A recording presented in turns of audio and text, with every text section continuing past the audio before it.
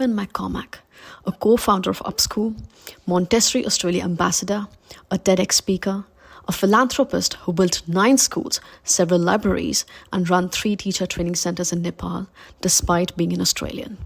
He's the best-selling author of children's books and a book on Montessori education for parents. He's been recognized as one of the top 10 most influential global educators in 2019, 2020, 2021, and 2022, and holds an oceanic experience of 20 years in education industry.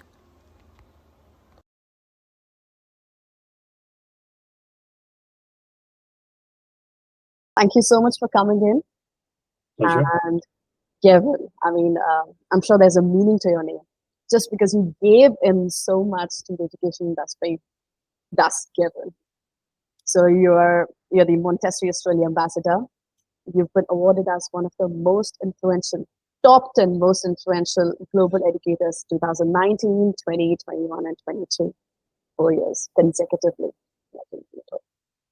You're a best-selling author. You've built 9 schools in Nepal, 3 teacher training centers, and several libraries. And also you're a TED Talk speaker where you talked about how education can change the world. You're the co-founder of Upschool. This beautiful journey. Can you please talk about how did it start? How's it going? And what are your future plans? Right. Wow. So much information. Thank you for saying all those things. I mean, you've obviously done your research and it's very kind. So how did it start? That's a very good question. When I was 16, before I was 16, actually, when I was younger, I went to a very big school, and it was a ruthless school. There was a lot of bullying. There was a lot of, harsh words. And if you didn't have the best things, then you were outcast from society. And I'm from a very poor family. I had just my mum on her own when we were very young, and we didn't have much. My mum went to move to a new community so that we could have a chance in life, going to a different kind of school, which I'm very grateful for. And at the school, it was really interesting. There was a gymnasium that you used when you did sport and gymnastics and everything. But you could also ask the principal if you could use this gymnasium for special events. Me and a couple of friends, we went to the principal. And we said, look, we want to be really good at soccer. We want to get really good at soccer. Can we use the sports hall after school? He said, no, you can't use it. But if you do something good with it, then I'll give it to you for free. You can book it and you can have it for nothing. So me and a few friends, we decided that we would do some soccer coaching for some younger children. Now, we were 15 years of age. So we approached a younger group of kids, maybe 8 or 9 years of age, and we asked them if they wanted to do some soccer training. Ultimately, what we wanted to do was use the sports hall for free. So we invited these younger children, and every week we taught them soccer skills, and then we played football for 4 hours afterwards, me and my friends. And I realized that I really enjoyed teaching these younger children. I just loved it so much. I had so much fun. In fact, I liked it more than playing football with my actual friends. And then you fast forward in time and you get to 18 years of age. And I finished my A-levels. It's time to start applying to university to see if I can get into university. And I sat with my mum and I said, okay, what should I do? What should I do with my life? I'm not sure what to choose. She said, you know how much you love teaching those children at school? And I said, yeah. She said, well, it's clear you should be a teacher. Why don't you just apply to be a teacher? Wow. So I filled in the application form at university to be a teacher, and I got accepted. And off I went to university. And when I got there, I realized that in my village, I had been pretending to be somebody else so that I would be accepted in my ruthless school. I'd been hiding my true personality to try to fit in with everybody else. I'd been lying to myself, to my friends, to everybody, lying about what I really felt, about what I thought was right. Sometimes I would even say or do the wrong things just so that people would invite me into their friendship group. Let's call it that. Then I went to university and I realized that I could start afresh at university because nobody knew who I was. Nobody from my village was in my university. So I decided to have a good think about what did I really want to be now, and what did I really want to become? And so I like threw everything out the window, all my history, and I started again. And I became a teacher, and realized that teaching was the most beautiful profession I could possibly have, because I got to work with children every day, and I got to play and laugh and learn and build things out of cardboard and make models and paint pictures and write stories. And I found that teaching was just so fun. It was like I was getting paid to have fun all day with these kids, and we are all learning at the same time. And I just carried on doing that. And I ended up working around the world in different countries. I went to Spain and then Korea and China, and ended up in Australia, where I worked in a school filled with refugees from Afghanistan and Libya and Syria. And then I realized the true power of education, because these children had had a lot of trauma in their lives. They'd seen war and terrible things, and I really needed to connect with them first before I could teach them anything, and let them know that I was the same as them. I also had some pain, and I had a story, and they had a story, and I was here to listen. And so I was connected to each other.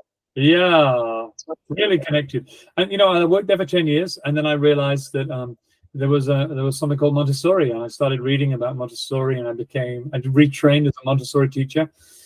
Then I worked in a Montessori school, and then I was a Montessori school principal. I had a preschool and a primary school, and while I was working there, I decided to visit the Himalayas many times, and I built 10 schools in the Himalayas. And then I built the 3 biggest teacher training centers in Nepal, and I run those still today. And then I left that job, and I opened an online school, Upschool, which I opened with a friend of mine, Richard Mills, and now it's hundreds of thousands of children all around the world, and it's free. But basically, it brings the essence of Montessori education to the mainstream. So schools all around the world can do some of the wonderful work that Montessori schools do, and they can do it for free. And then brings me to today, where I'm here in your podcast. That's amazing. Amazing. I mean, I could see that spark when you were talking about teaching, and I am sure that you love it from the core of your heart. So, like, as you're talking about Montessori, before I was discussing about with my husband that I'm going to have a chatting session with you. So he asked me, what's Montessori? And before I could answer, he just Googled Montessori. Okay, so here children learn by doing themselves and finding their own interests. But one question that he asked me is that how do children learn when they'll keep finding about what their interests are, or if they'll keep doing what they like doing? I mean, how will they get prepared for the exams further, or maybe how will they sit the competitive exams?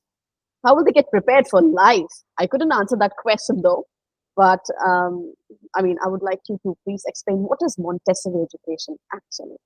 Okay, so let's go back to the last thing you said, which is how do they get prepared for life, right? So let me kind of flip the question on its head, if I can. How does mainstream education prepare our children for life? Oh, right? Yes. Okay, so let's think about that. Sure. And this is not indicative of all schools, but this is many schools around the world. Okay. Absolutely. Like when I started, we were so reluctant to not even try things out. Yes. As you said in your TED talk, I think you said that school should be a place where we could try, but also we could get the resilience to fail. You said that thing in your TED talk, and I was like, oh wow, I've never experienced that thing. Of course. Well, let's go to the richest man in the world, Elon Musk. Okay, so he's sending rockets to Mars in the hope we can colonize another planet. Okay, and go and maybe give us a second home. Now, number one, if he failed his first rocket attempt, we would not be doing that, right? But he didn't. In fact, he launched hundreds of rockets and they all crashed. And finally, one was able to take off and land again. So if you think about what success looks like and preparing for the real world, as you said it, the real world actually asks you to try things and to keep trying them until you succeed. That's what happens in the real world. The most successful people on the planet are people who experiment. However, regular education tells you to try and get 100 out of 100. You will not get 100 out of 100. In fact, the teacher will put crosses next to the ones you got wrong. She or he will not celebrate the ones you got right. You will fix the ones you got wrong. So I think what we need to do is start thinking about education very differently indeed. Education should really be about our students having a chance to look at the things that inspire them, to go on a journey of discovery with no time limit, not an hour, not a week, not a month, not a year, as long as they wish, okay? But at the same time, our students need to be academically sound. If you can't read, you can't research. If you can't do mathematics, you can't launch a rocket. These things, go hand in hand. So what Montessori does, and the big misconception, is that children can just do whatever they want, whenever they want to do it. This is not true, in actual fact. And that there is no organization in a Montessori classroom. There is more organization in a Montessori classroom than any other classroom on the planet because of this. The students need to be set free. You let them go. Off you go, guys. You're free. But the teacher knows exactly what everybody is doing, who is covering what, who has not done any mathematics, who has not covered any literacy, who has not covered any science. And because you have this level of independence in your classroom where all the children are working independently, I can then work one-on-one with that one child who needs extra assistance with fractions, or a small group of children who need work on personifications, because I can trust the rest of the class to be independent. Now, in a mainstream classroom today, what you have is a level of control. I need to control everybody. You need to be sitting in rows, facing me, hand up, can I go to the toilet? Yes, you can. Open your textbook to page 62, read the paragraph, enter the diagram, fill in the blank spaces, hand up, answer a question, now go over here, stand in a line, walk to the playground, clap, clap, clap, eyes on me, this kind of thing. It sounds like the army. When I say it, you hear army. This sounds like the army. The army is not indicative of the real world. The real world out there outside my house is full of debate, argument, mistakes, conflict, experimentation. Time goes on for 100 years. So the reality is that our classrooms need to resemble the real world as much as possible. And right now, they don't. But we need to make that shift. And to explain it to your husband, when he wants to find the answer later, what is Montessori? I will give you an example, a perfect example, which will explain it for you. And I do this on many podcasts, so I will explain it to you too, a very simple analogy. So let's pretend that me and you are in the role. I am the teacher, you are my student, right? But you are my students. Let's pretend there was 30 of you. Okay, here is a regular lesson in a mainstream classroom, okay? Hello, everybody. We're going to learn today all about snails, okay? Are you ready? Yes, Gavin. Thank you so much. Yes. Okay, well, first of all, you shouldn't be talking, because talking is for me. If you want to speak, put your hand up. Anyway, I'm just joking, but that happens in lots of schools, right? So in a regular mainstream classroom in many schools around the world, not all, but some, this is what happens. The teacher will now talk for 30 minutes, showing maybe a video, a diagram. You will read a bit of a book together. Then a worksheet will come out onto your table, and the worksheet will have a picture of a snail. You will label the picture. Maybe you will color it in. Then you will read some words. You will fill in blank spaces. And then you might have a chat for 2 minutes. And then that's 50 minutes finished. You will then hand your worksheets to me. I will tick, tick, tick, tick, tick, and write really good work. Well done. Put that in your folder. Go and sit down. And that's 1 hour lesson complete. Okay. Now, that's not every classroom in the world, but that is many classrooms in the world. And I've visited many, many, many over my years. In fact, I have also been that teacher. So I've done that before myself for many years. And I see that now as a big regret, but you can't turn back time. Now you go to a Montessori classroom, same lesson.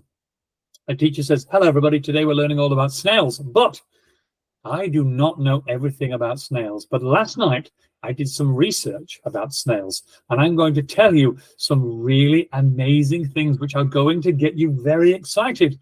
And the kids are like, whoa, okay, really? And the teacher will say, well, first of all, look on the table here, and she will have a snail that she's collected from the garden, okay? The teacher will then say, now this snail has been around for hundreds of thousands, if not millions of years, evolving into this finely tuned creature, just like you and me. Now, she'll say, snails have more teeth than any creature on the entire planet. In fact, they have 17,000 teeth. That's more teeth than a great white shark.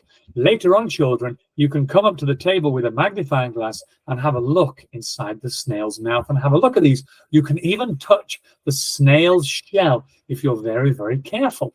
Now, she might also tell the children about how snails make their shells out of calcium, how they use it for protection, how they've evolved over time. But that introduction will only last 5 minutes, not 30 minutes.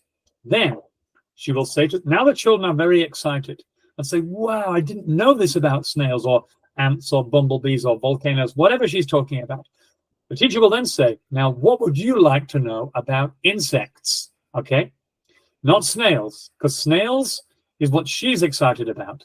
Now she says, what would you like to know about insects? And every hand in the classroom goes up. And she says, yes. And little Tommy says, Miss, can I ask you a question? How do ants get so strong?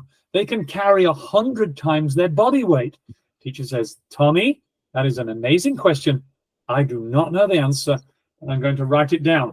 How do ants get so strong? On this board behind me. Another child puts his hand up. Miss, bumblebees. Why do bumblebees sting you when they know they're going to die? That is an amazing question. I do not know the answer. Let me write it down. And she goes around the class and she asks the children these questions. And she writes them down. But she doesn't know the answer. Even if she does know the answer, she doesn't tell the answer to the children. Now, 10 minutes have gone. We've got 50 minutes left of this lesson, right?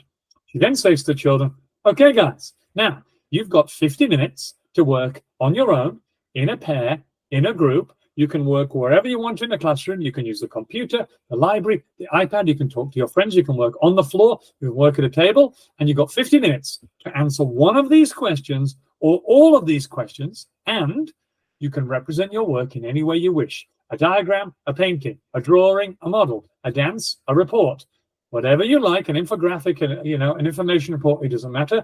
But in 45 minutes time, we're going to meet on the carpet and you're going to answer one of these questions to the rest of the class and you're going to show us your work. Off you go. And the kids, boom, they all go very quickly. And for about 60 seconds, there's a little bit of chaos while everyone's going, oh, I'll work with you. You get the paint, I'll get the colors. And off they go. And then after 2 minutes, the class settles and everybody is working, but everybody is doing something different. They're having choice and freedom and agency, but they're all working on the topic of insects. The teacher hasn't told them what to learn, but they're all engaged. And then after 45 minutes is over, they will come to the carpet, share their work with each other, and show the other children, oh, I made a mistake, but that's okay. This is the work I did, but that's okay. I'm individual, but that's okay. Me and Thomas are unique, but that's okay. And they will share what they've learned. Everybody will learn from everybody else. Everybody grows in confidence. Everybody feels included. And it's this perfect 60 minutes of work. Now, here's the last part I will say to you. Maybe little Tommy finds out that during this lesson, he absolutely loves insects. He's just discovered it. He's just discovered, oh my goodness, I really enjoyed this lesson and I want to do more work on insects. So he says to the teacher, hey, miss, is it okay if I make an entire book with 500 pages? On every page, there's a different insect. She says, of course it is. And you can do it for as long as it takes. 1 month, 1 year, 3 years, it doesn't matter. Because in Montessori education, you are with the same teacher for 3 years. So it doesn't matter how long the child takes. Think about it. If you write a book, you can't write it in 60 minutes. It's going to take you maybe a year to write a novel. So we need to prepare our students for that real world. And if you want your husband to understand the difference between the two, then that is a very good way of explaining it, because that summarizes essentially what happens in a Montessori classroom. But you need to have the confidence to say to your students, off you go. It's okay with me. That's amazing. Oh my God. Just mind-boggling. Oh my God. Yes, absolutely true. I mean, that gives the freedom to the teacher as well as the students to oh my, yes, I got that right. I got it. Because remember, while the children are all independently working, the teacher can then observe the students and look for them practicing key skills like leadership, mentorship, communication skills, negotiation skills, compromise, all these things. You can't see these when children are sitting in rows. Hand up, can I go to the toilet? Silence, silence. I will tell you when to speak. I am the teacher.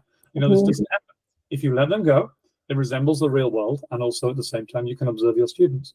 Oh, wow. That's amazing. Yes, absolutely. That was mind-boggling. I forgot my third question. Oh, my God. Okay. So my last question to you is, you've traveled around the world and you've trained teachers and you've taught students in countries like India and Nepal also, where English is a second language. So did you face any kind of language barriers? Because I'm interested to know this because I'm an English trainer here in New Zealand, and I just want to know, like, what's the base reality, like when you're doing so much around the world, how do you tackle those challenges and everything else around? Yeah, look, that's a very hard question. Of course, language is, wouldn't it be amazing to speak 20 languages fluently? Wouldn't that just be amazing to be able to do that? And I've got to be honest with you, it's a very good question, because that is one of the major problems that I face, when I'm going around the world. For example, I'm going to China in 3 months for 3 weeks, and I'm going to talk about Montessori education and upschool all around China. But I don't know if you know China very well, but China, a lot of people in China do not speak English. True, absolutely. Or they speak English very poorly, and it's no fault of theirs. It's actually a fault of mine for not speaking Mandarin or Cantonese. But it's a big problem because, when you're in the flow of doing a presentation or talking, or, you will skip words, you will speak quickly, your intonation will maybe rise and lower, and your pace, how all these things, and things can easily be lost in translation. So if you're trying to deliver a lesson with passion or a conference or a keynote speech, but you have to have a translator, then the flow of what you're trying to say is lost. Sure. Because you're always having to stop and start and stop and start. And so it's a very good question, because it's actually the biggest problem that I personally face. I mean, technology does help. Now you can translate things for instructional uses in, when you want everyday language to get to the supermarket or find a train station, you can use Google Translate or other applications. But yeah, it's a real big problem. I mean, I've done a lot of work in India, and Indian people speak amazing English. In fact, they speak better English than me, most of them, right? Yeah, it's true. And, it's easy. India is easy. Nepal, on the other hand, is very difficult because the level of English is very low, especially in rural villages. Luckily, I have a team in Nepal, and they're very, very good at speaking English, so they translate everything for me, which is great. But yeah, it's very, very difficult indeed. I often wish that I could wave a magic wand and go back in time. And, if you want to learn languages fluently, you need to really be learning them before the age of 2 and start very early. Yeah, I mean, I wish my mom had spoke Hindi, my dad had spoke Arabic, then I would be perfect. It would be perfectly suited. But yeah, it's very, very difficult, this language barrier. And, I guess until technology improves to help us with these things, we're always going to have that problem. I mean, you must also find this problem, I guess. Absolutely, because I get students from around the world as well, like from Brazil, from people from China, from Japan, from Thailand. So I'm teaching elementary level at present, and it's like sometimes even I have to translate and understand because I cannot understand what they're pronouncing. Yeah. So it is difficult, absolutely. But I think, of course, if they're dedicated enough and they give time to themselves, they learn. But they all are adults, but you're dealing with children and adults both. So it's very hard indeed. I mean, I'll talk quickly about a kind of an alternative. So obviously the problem is that when you're speaking, there's only one way to communicate, and that's via voice, right? But when you write something down and using AI and new technologies, things now are very easy because you can translate things very quick when they are written.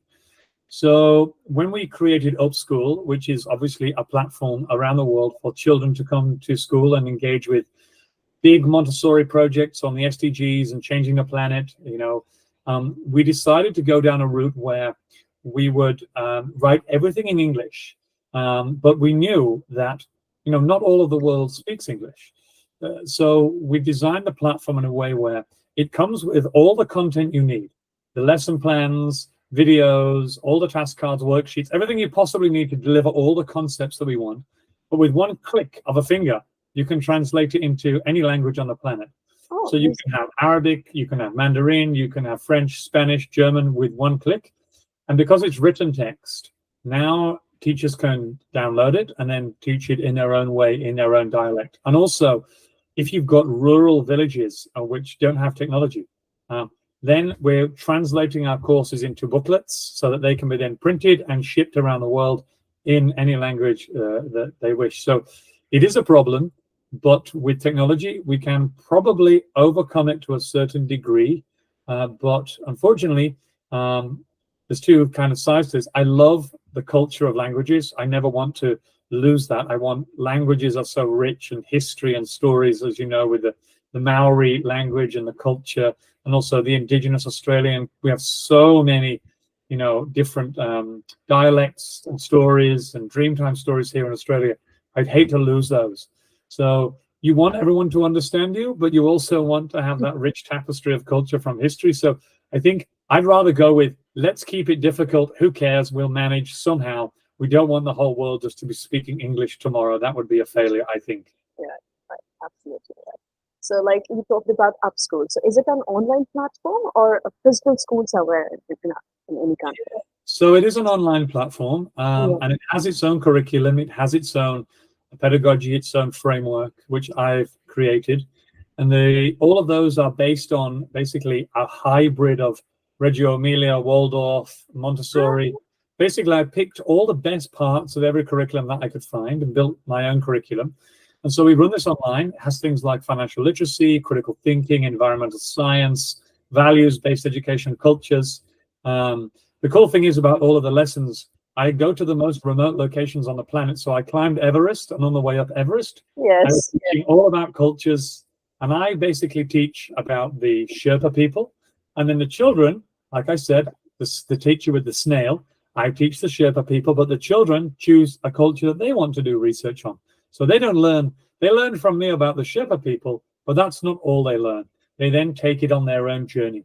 I went to Antarctica, to the North Pole. I'm going to Iceland in a few weeks. And, the idea is to bring the most abstract concepts to the children of the world, because most children will not get a chance to see these things with their eyes.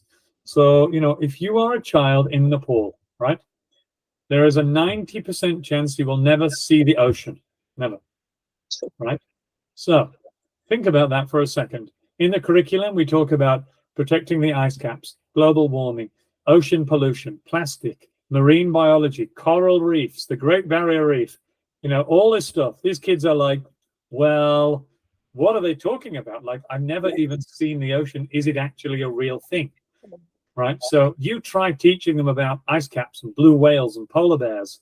Like, they don't, there's no chance, because it's completely foreign to these guys. So the idea was to use technology to beam lessons into schools where their teacher, me, is standing right there with the polar bear, saying, hi guys, we're learning about polar bears. Look, there's a polar bear right there, and the polar bear's, rah!